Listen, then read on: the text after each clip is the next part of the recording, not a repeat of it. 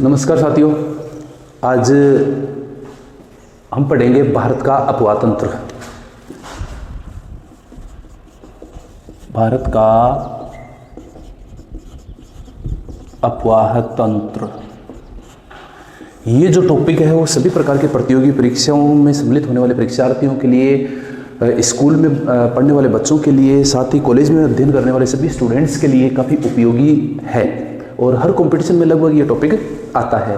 तो अपन आज इसके बारे में अध्ययन करेंगे कि अफवाह तंत्र, अफवाह किसे कहते हैं। इस शब्दों के बारे में थोड़ा सा अपन गहनता से अध्ययन करेंगे कि अफवाह किसे कहते हैं। अफवाह उस क्षेत्र को कहते हैं जिस क्षेत्र से होकर नदी निकलती है, कि जहाँ से शुरू होकर जहाँ पर जाके नदी गिरती है, उस पूरे के पूरे क्षेत्र को अफवाह कहते हैं।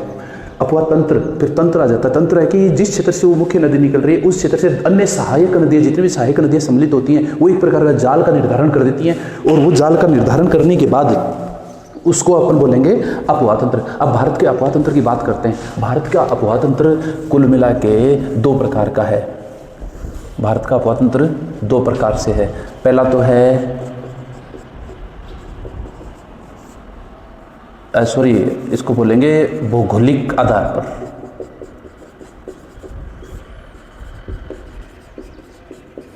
दो प्रकार से विभाजन किया गया है भारत के अफवाह तंत्र का। पहला है भौगोलिक आधार पर, दूसरा है महान जल विभाजक के आधार पर।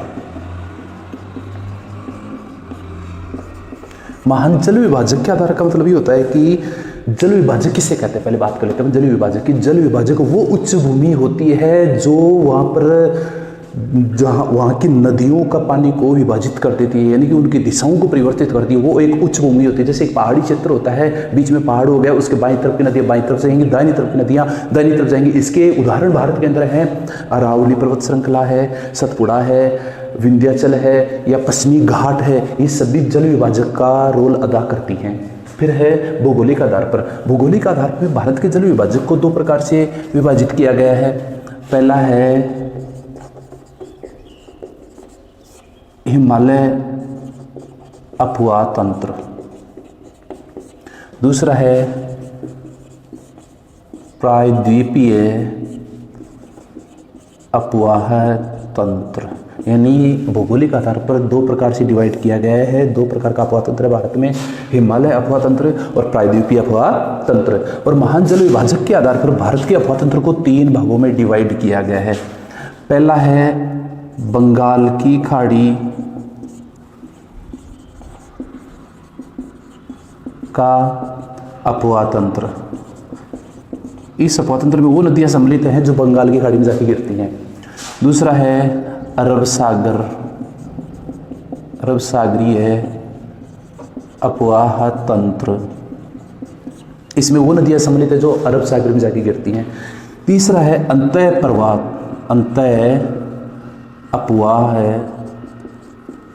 तंत्र। इस अंतः अफवाह तंत्र को बोलते हैं, ये सिर्फ और सिर्फ राजस्थान में ही है। अंतः अफवाह तंत्र उसको बोलते हैं जहाँ से नदी निकलती है और निकलने के बाद में वहीं किसी रेगिस्तानी क्षेत्र में विलय हो जाता है या खत्म हो जाती है, या फिर किसी झील में जाकर ये नदी गिरती है, यानी उसको अंतः अफवाह तंत्र बोलते हैं। अंतः अफवाह तंत्र भारत में सिर्फ और सिर्फ राजस्थान में ही है। इस प्रकार भारत का जो अफवाह तंत्र है दो प्रकार से डिवाइड किया गया है, भौगोलिक आधार पर और महान जल विभाजक के आधार पर। भौगोलिक आधार पर हिमालय अफवाह तंत्र है, प्रायद्वीपीय अफवाह तंत्र है। महान जल विभाजक के आधार पर बंगाल की खाड़ी का अफवाह तंत्र है, अरब सागरीय अफवाह तंत्र है और अंतः प्रवाह तंत्र है। अब इसके अंदर अपन आज पहला अध्ययन करेंगे हिमालय का अफवाह तंत्र।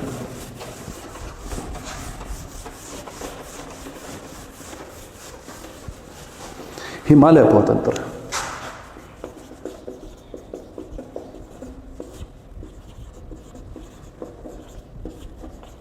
हिमालय अफवाह तंत्र में कुल मिला के तीन अफवाह तंत्र बने हुए हैं। पहला है सिंधु नदी का अफवाह,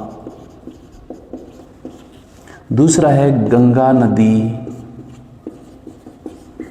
का अफवाह है, तीसरा है ब्रह्मपुत्र नदी का अपवाह तंत्र। बात यह है, सिंधु नदी के अपवाह तंत्र में सिंधु तथा उसके सहायक नदियां सम्मिलित हैं। गंगा नदी के अपवाह तंत्र में गंगा नदी तथा उसकी सहायक नदियां सम्मिलित हैं। ब्रह्मपुत्र नदी के अंदर ब्रह्मपुत्र नदी तथा उसकी सहायक नदियां सम्मिलित हैं। तो आज शुरुआत करते हैं अपन सिंधु नदी के अपवाह तंत्र की, जो कि हिमालय अपवाह तंत्र का एक हिस्सा है। सिंधु नदी के लिए पहले हमें एक उत्तरी भारत का एक बड़ा सा मानचित्र बना लेते हैं। ये उत्तरी भारत का मानचित्र है, जो कि कुल मिला के जम्मू कश्मीर का रोल अदा करेगा। ये अपना जम्मू कश्मीर बना हुआ है। जम्मू कश्मीर का एक मानचित्र बना दिया मैंने सिर्फ और सिर्फ उत्तरी भारत का। अब करते हैं आगे। सिंधु नदी का अपवाह तंत्र में सिंधु नदी तथा उसकी सहायक नदियों की बात करते हैं। तो सबसे पहले अपन सिंधु नदी को ही ले लेते हैं कि सिंधु नदी का उद्गम स्थल कहाँ है। सिंधु नदी का उद्गम स्थल है मानसरोवर झील। मानसरोवर झील, ये मानसरोवर झील कहाँ है? मानसरोवर झील है बोखरचू नाम का एक हिमनद है। बोखरचू नाम का जो हिमनद है, उससे निकलने वाली जलधाराओं से मानसरोवर झील का निर्माण हुआ है। ये बोखरचू हिमनद कहाँ है? कैलाश पर्वत पर। कैलाश पर्वत श्रेणी है, वहां पर बोखरचू हिमनद है।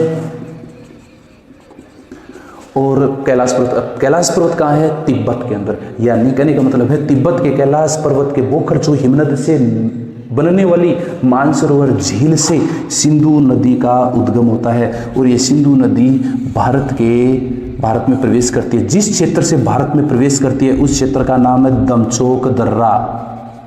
दमचोक दर्रे से भारत के अंदर सिंधु नदी प्रवेश करती है। जैसा कि आपको विदित है, या मैं आपको बता दूं कि इसी सिंधु नदी को तिब्बत के अंदर शेरमुख नदी बोलते हैं।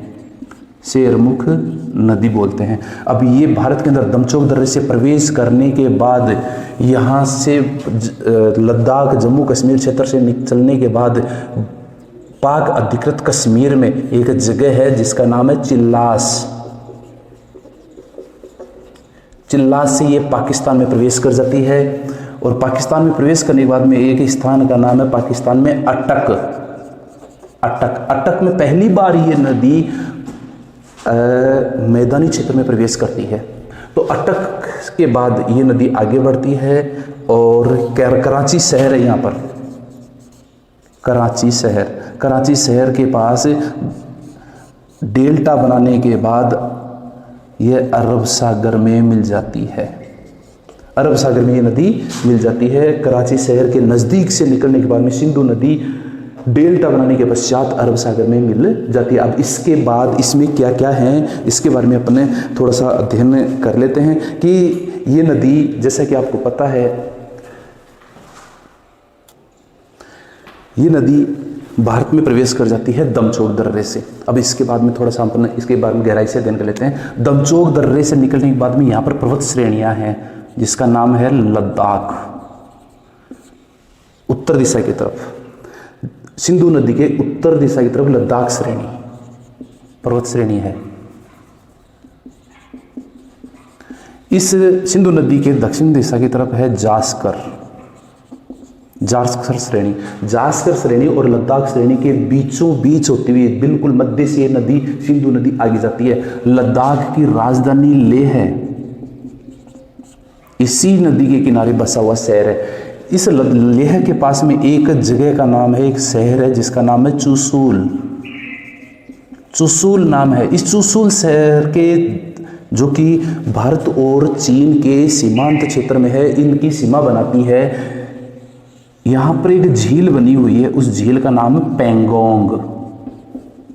पेंगोंग झील नाम है। और ये पेंगोंग झील की विशेषता ये गया है कि भारत और चीन दोनों देशों के अंदर इस झील का विस्तार है। यहाँ से नदी, कहने का मतलब है कि लद्दाख श्रेणी और जास्कर के बीच में से ये नदी आगे बढ़ती है। यहाँ से बढ़ने के बाद में एक लद्दाख श्रेणी पूरी आगे है, आगे तक फैली हुई है। यहाँ एक सियाचिन ग्लेशियर से एक नदी निकलती है जिसका नाम है श्योक नदी। श्योक नदी निकलती है और यह लद्दाख के उत्तर दिशा में लगभग इस सिंधु नदी के समानांतर चलती हुई आगे बढ़ती है और ये गिलगित क्षेत्र के अंदर आकर सिंधु नदी में मिल जाती है। यानी लद्दाख के उत्तर दिशा की तरफ श्योक नदी चलती है और लद्दाख की दक्षिण दिशा की तरफ सिंधु नदी चलती है। इस श्योक नदी में इसकी एक सहायक नदी है, इस सहायक नदी का नाम है नुब्रा। नुब्रा आकर मिलती है, नुब्रा नदी। आने के बाद में गिलगित यहाँ आके मिल जाती है। इसके बाद में एक हनुता नाम की नदी आकर और मिलती है, इसमें हनुता नदी सिंधु नदी के अंदर, सिंधु की दाहिने तरफ से आकर मिलने वाली नदियों में है हनुता नदी। और इसके बाद में एक नदी और आती है जिसका नाम है गिलगित, गिलगित नदी। गिलगित नदी के जहाँ पर गिलगित नदी मिलती है, गिलगित क्षेत्र में ही मिलती है। यहाँ पर ये नदी एक बहुत बड़ा गर्त बनाती है गार्ज बनाती है। दुनिया का सबसे गहरा गार्ज कौन सी नदी पर है? सिंधु नदी के ऊपर, जिसकी कुल गहराई है 5181 मीटर गहरा गार्ज बनाती है, जो कि दुनिया का सबसे गहरा गार्ज है। और यहीं पर थोड़ा सा आगे चलने के बाद भी एक परियोजना है, उस परियोजना का नाम है बुंजी परियोजना। बुंजी परियोजना, बुंजी परियोजना सिंधु नदी के ऊपर ही बनी हुई है। अब ये नदी आगे बढ़ती है और भारत का अंतिम छोर, जो कि पाकिस्तान के किनारे पर वर्तमान में पाक अधिकृत कश्मीर के अंदर चिल्लास जगह है, स्थान का नाम है, इस चिल्लास से ये नदी बाहर चली जाती है। यहाँ से जाने के बाद में इसकी एक बाहर से आकर एक नदी मिलती है, काबुल से नदी आकर मिलती है, उसका नाम है काबुल। यानी दाहिनी तरफ से आकर मिलने वाली अगली नदी कौन सी है? काबुल। काबुल से चलने के बाद में यहाँ पर आ जाता है कि मिठानकोट। मिठानकोट के पास में बाईं तरफ से आकर नदियाँ मिलती हैं, उन नदियों का नाम है पंचनद। ये पंचनद जो 5 नदियों का सम्मिलित रूप है, ये 5 नदियाँ भारत से चलकर आने वाली नदियाँ हैं और इनको पंचनद इसलिए कहते हैं क्योंकि इसमें 5 नदियों का संगम है। अब कुल मिला के ये है कि यहाँ बोकरचू नामक हिमनद से चलकर ये नदी कराची के पास डेल्टा बनाती है। यहाँ तक लगभग ये नदी, इसकी कुल लंबाई है 2880 किलोमीटर। सिंधु नदी की कुल लंबाई है 2880 किलोमीटर, जबकि भारत के अंदर इसकी कुल लंबाई है 1114 किलोमीटर। 1960 में भारत और पाकिस्तान के बीच में एक जल समझौता हुआ था। उस जल समझौते में ये डिसाइड किया गया था कि सिंधु नदी का पानी भारत मात्र 1960 में जल समझौता हुआ था, उसमें भारत के लिए ये शर्तें रखी गई थी कि सिंधु नदी तथा उसकी सहायक नदियाँ, उनकी सहायक नदियों में कौन सी? सिंधु नदी, झेलम और चिनाब, इन तीनों नदियों का पानी भारत मात्र 20% ही उपयोग में लेगा, बाकी 80% पानी पाकिस्तान में जाएगा।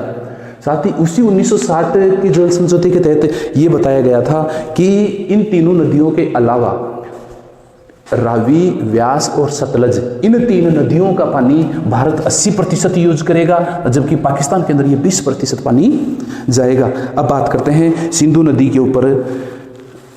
सिंधु नदी से बाईं तरफ से आकर मिलने वाली नदियाँ और कौन कौन सी हैं? दाहिनी तरफ वाली तो बताती कि श्योक नदी है, नुब्रा है, हनुता है, गिलगित है और काबुल। ये नदियाँ तो हैं जो बाईं तरफ से आकर दाहिनी तरफ से आकर मिलती हैं। अब बाईं तरफ से आकर मिलने वाली नदियों में है जास्कर श्रेणी से नदी निकलती है, जिसका नाम है जास्कर नदी। जास्कर पर्वत श्रेणी के पास में आकर ही मिलती है, वो जास्कर नदी है।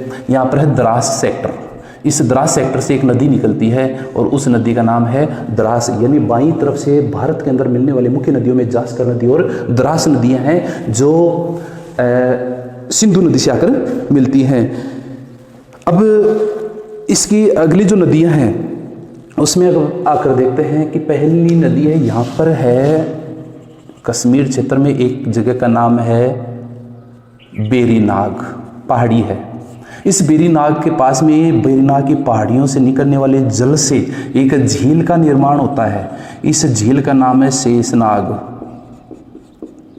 शेषनाग झील से झेलम नदी की उत्पत्ति होती है। झेलम नदी का उद्गम स्थल है शेषनाग झील। शेषनाग झील कहाँ है? बेरीनाग पहाड़ी के पास में। इस शेषनाग झील से निकलने के बाद में ये नदी आगे बढ़ती है, कौन सी? झेलम नदी। और ये झेलम नदी है, झेलम नदी, जो कि भारत का एक शहर है श्रीनगर शहर झेलम नदी के किनारे बसा हुआ। यहाँ से निकलने के बाद में एक झील बनती है, वुल्लर झील। वुलर झील।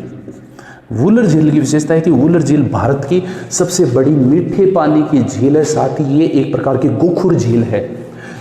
वुलर झील से चलने के बाद में ये नदी भारत और पाकिस्तान की सीमा का निर्धारण करती है, यानी झेलम नदी भारत और पाकिस्तान की अंतर्राष्ट्रीय सीमा बनाने के बाद ये नदी पाकिस्तान का एक शहर है झेलम, झेलम शहर के पास से निकलती है। इसीलिए इस नदी का नाम झेलम पड़ा है, क्योंकि ये झेलम नदी झेलम शहर के पास से झेलम नदी निकलती है और यहाँ आकर भारत से आने वाली पंचनद के रूप में चिनाब नदी चिनाब में मिलती है। और इस जगह का नाम हम आगे बढ़ते हैं, जब चिनाब नदी पढ़ेंगे उस जगह के बारे में हम पढ़ेंगे। तो कुल मिला के ये है कि झेलम नदी बेरीनाग की पहाड़ियों की शेषनाग झेलम झील से निकलती है, जो कि श्रीनगर शहर के बीचों बीच से होती हुई निकलती है और यहाँ पर वुलर झील का निर्माण करती है और भारत और पाकिस्तान की अंतर्राष्ट्रीय सीमा बनाते हुए पाकिस्तान के अंदर प्रवेश करती है। और पाकिस्तान के अंदर प्रवेश करते झेलम शहर के पास से होती हुई नदी चिनाब, जो कि भारत से आ रही है, उसके झुंग नामक स्थान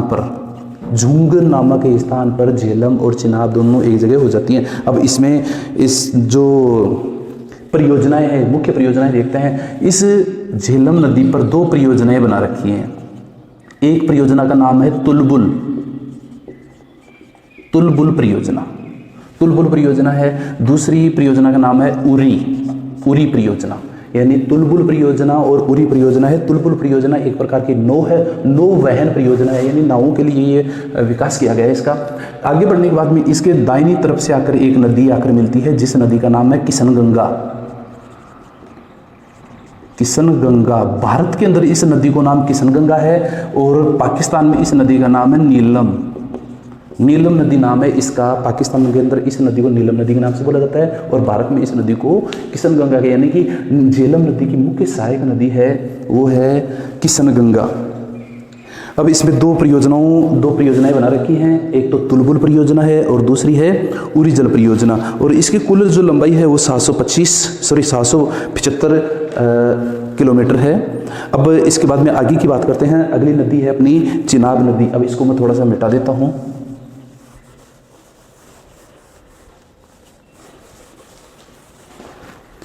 ये नदी है झेलम। अब चिनाब की बात करते हैं। चिनाब हिमाचल प्रदेश है। यहाँ हिमाचल प्रदेश में बारालच्छा नाम का एक नद है। क्या नाम उसका? बारालच्छा से 2 जलधाराएं निकलती हैं। एक का नाम है चंद्रा, दूसरी का नाम है भागा। यानी ये 2 जलधाराएं जाती हैं और कश्मीर के तांडी नामक एक स्थान है, तांडी में ये दोनों जलधाराएं जाकर मिल जाती हैं, चंद्रा और भागा। ये दोनों जलधाराएं जहां पर मिलती हैं उस जगह का नाम है तांडी और इसी जगह पर इस नदी का नाम पड़ता है चिनाब। चिनाब नदी का नामकरण तांडी नामक स्थान पर ही होता है, जो कि कश्मीर के अंदर है तांडी। जबकि इस नदी का उद्गम है वो बारालच्छा हिमनद की 2 जलधाराएं चंद्रा और भागा से होती है, लेकिन तांडी नामक स्थान पर इसका नाम चिनाब होता है। और ये नदी आगे बढ़ती है। आगे बढ़ने के बाद में यहाँ पर जम्मू शहर है। इस जम्मू शहर के उत्तर में होती हुई ये भारत से बाहर निकल जाती है और झुंग नामक स्थान पर किससे मिल जाती है? झेलम नदी से मिल जाती है। और अब बात करते हैं इस चिनाब नदी की और विशेषताओं के बारे में। चिनाब नदी के ऊपर 3 जल परियोजनाएं बना रखी हैं। एक तो है दुलहस्ती, दूसरी है सलाल परियोजना और तीसरी है वगलीहार। कुल मिला के 3 जल परियोजनाएं हैं, दुलहस्ती, सलाल और वगलीहार। ये 3 जल परियोजनाएं हैं। और ये विशेषकर जो ये दुलहस्ती जल परियोजना है ये हाइड्रो इलेक्ट्रिसिटी प्रोजेक्ट है। दुलहस्ती जो परियोजना है ये हाइड्रो इलेक्ट्रिसिटी परियोजना है और तीनों ही ये नदियाँ ये तीनों की नदी जो परियोजनाएं हैं वो कश्मीर के अंदर ही हैं। तो कुल मिला के ये है चिनाब नदी का उद्गम स्थल कौन सा है? बारालच्छा हिमनद के चंद्रा और भागा नाम की 2 जलधाराओं से जो छोटी नदियां हैं उनका मिलन स्थल है तांडी। और इस तांडी नाम से, तांडी जो कि कश्मीर में है, इस तांडी से ही इस चिनाब का शुरुआत होती है, जबकि चंद्रा और भागा नाम की दो जलधाराओं से मिलकर चिनाब का उत्पत्ति होती है। अब आगे बात करते हैं अगली नदी की। अगली नदी है वो है रावी नदी। रावी के बारे में यह है कि रावी, इस नदी का उद्गम स्थल है हिमाचल प्रदेश। हिमाचल प्रदेश, हिमाचल का जो रोहतांग दर्रा है, इस रोहतांग दर्रे के दक्षिण से, रोहतांग दर्रे के दक्षिण से इस नदी का उद्गम होता है और ये नदी आकर पाकिस्तान में जाकर चिनाब नदी से मिल जाती है। यानी रावी नदी का उद्गम स्थल हिमाचल प्रदेश का रोहतांग दर्रा है। इस रोहतांग दर्रे से रावी नदी का उद्गम होता है। अब इस पे हिमाचल प्रदेश के अंदर दो परियोजनाएं संचालित हैं। एक का नाम है चमेरी परियोजना और दूसरी है थीन परियोजना। यानी चमेरी बांध बना रखा है और अगला है, और दूसरा है ये थीन परियोजना है। इस जो थीन परियोजना है इसको वर्तमान में रंजीत सागर परियोजना के नाम से जाना जाता है। और आगे बढ़ते हैं, अगली नदी है व्यास नदी। व्यास नदी और रावी नदी, व्यास नदी और रावी नदी दोनों का उद्गम स्थल है रोहतांग दर्रा। यह है रोहतांग दर्रे के दक्षिण से रावी नदी निकलती है, रोहतांग दर्रे के उत्तर से व्यास नदी निकलती है। यहाँ पे एक कुंड बना हुआ है व्यास कुंड।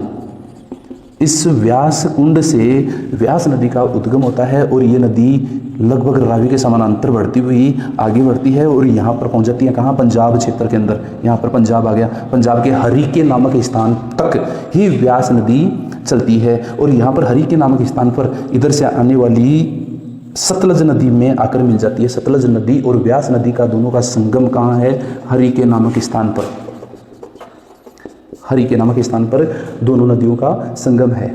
अब इस व्यास नदी के बारे में थोड़ा सा देख लेते हैं। इस व्यास नदी के ऊपर एक हिमाचल के अंदर ही पोंग बांध बना रखा है। पोंग बांध यानी परियोजना है, व्यास नदी की परियोजना का नाम है पोंग परियोजना। यह पोंग बांध बना रखा है और इसको बोला जाता है महाराणा प्रताप सागर जलाशय बोलते हैं। इस पोंग बांध को महाराणा प्रताप सागर बांध के नाम से भी जाना जाता है। अब आगे बात करते हैं सतलज नदी की। यानी कुल मिला के हो गया झेलम नदी हो गई, चिनाब हो गई, ये चिनाब नदी है, चिनाब हो गई, रावी हो गई और व्यास हो गई, जिनको मैंने गोल कर रखा है वो उन नदियों का नाम है। अब बात करते हैं अपन किसकी?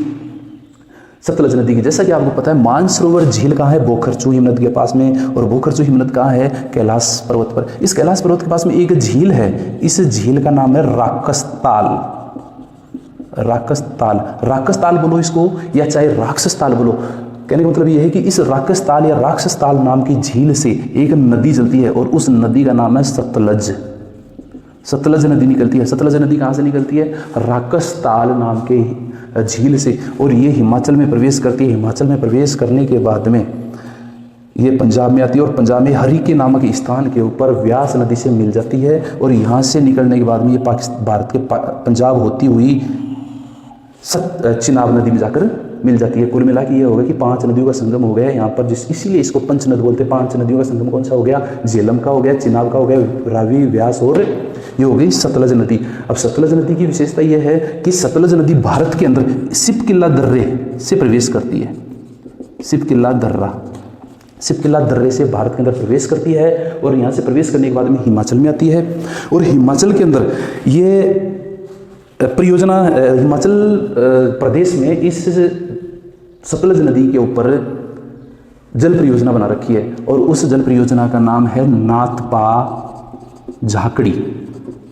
नाथपा झाकड़ी जल परियोजना बना रखी है। नाथपा झाकड़ी जल परियोजना का की विशेषता यह है कि यह इस जल परियोजना से भारत का सबसे बड़ा जल विद्युत उत्पादन किया जाता है। नाथपा झाकड़ी जल परियोजना से ही भारत में सबसे अधिक जल विद्युत उत्पादन किया जाता है, जो लगभग 1400 मेगावाट तक यहाँ पर विद्युत का उत्पादन होता है। यहाँ से आगे बढ़ने के बाद में हिमाचल और पंजाब का जो बॉर्डर आ जाता है, यहाँ पर बांध बना रखा है, भाखड़ा और नांगल। जो नांगल क्षेत्र है, नांगल हिमाचल प्रदेश में है और भाखड़ा है पंजाब में। यानी भाखड़ा और नांगल नाम का एक बांध बना रखा है। जो नांगल कहाँ है? हिमाचल प्रदेश में, और भाखड़ा कहाँ है? वो है पंजाब में। यहाँ पर बांध बना रखा है।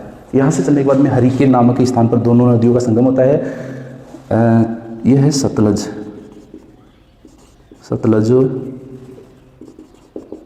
और व्यास, इन दोनों नदियों का संगम होता है हरिके बैराज पर।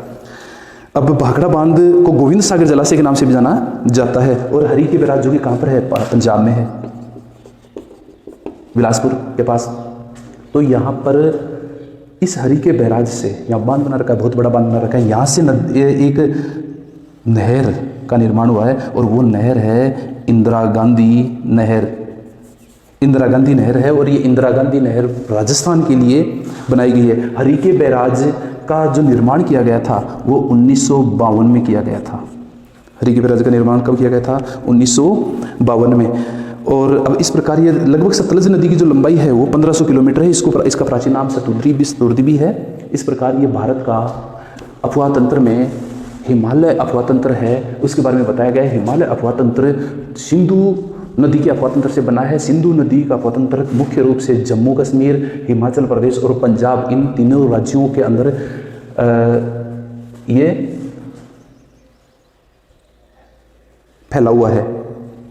अब इसमें कोई और चीज़ हो तो देखने वाले अपन देख लेते हैं कि ये दमचौक दर्रे से प्रवेश करती है, लद्दाख और जास्कर श्रेणी से दोनों श्रेणियों के बीच से निकलती है। पेंगोंग झील जो कि चीन और भारत दोनों देशों के अंदर फैली हुई एक झील है, ये लेह शहर आ जाता है। अब हाँ, एक चीज़ और रह गई कि इसमें से दो नदियाँ निकलती हैं। इसमें तो जास्कर, इसके बाईं तरफ से जास्कर नाम की एक नदी निकलती है, बाईं तरफ से मिलती है। जास्कर पर्वत श्रेणी से जास्कर नदी निकलती है। और एक द्रास है, द्रास सेक्टर से द्रास नाम की नदी भी निकलती है जो इसके बाईं तरफ से आकर मिलती है। और इसकी लंबाई बताई दी, ठीक है। अब इसके बारे में अपन गंगा का जो अफवाह तंत्र है इसका अध्ययन अपन अब अगले वीडियो में करेंगे। तब तक के लिए नमस्कार। मैं ये चाह रहा हूँ कि इस जो YouTube चैनल है इसको आप सब्सक्राइब करें ताकि जितने भी वीडियो आपके पास में पहुंचे, जैसे ही हम इसके ऊपर अपलोड करेंगे YouTube चैनल के ऊपर, तो आपके पास में हर प्रकार का इंडिकेशन आ जाएगा। हर प्रकार के वीडियो आपको उपलब्ध होंगे, चाहे वो फिजिक्स के हो, केमिस्ट्री हो, चाहे बायोलॉजी, मैथ्स, जनरल साइंस हो, मतलब हर प्रकार का, जीके में ज्योग्राफी, पॉलिटिकल साइंस, हिस्ट्री वगैरह सभी प्रकार के नोट्स आपको, सभी प्रकार के वीडियोज़ आपको उपलब्ध होंगे। आप सब्सक्राइब करें ताकि आपके पास में हर प्रकार का नोटिफिकेशन आ जाए।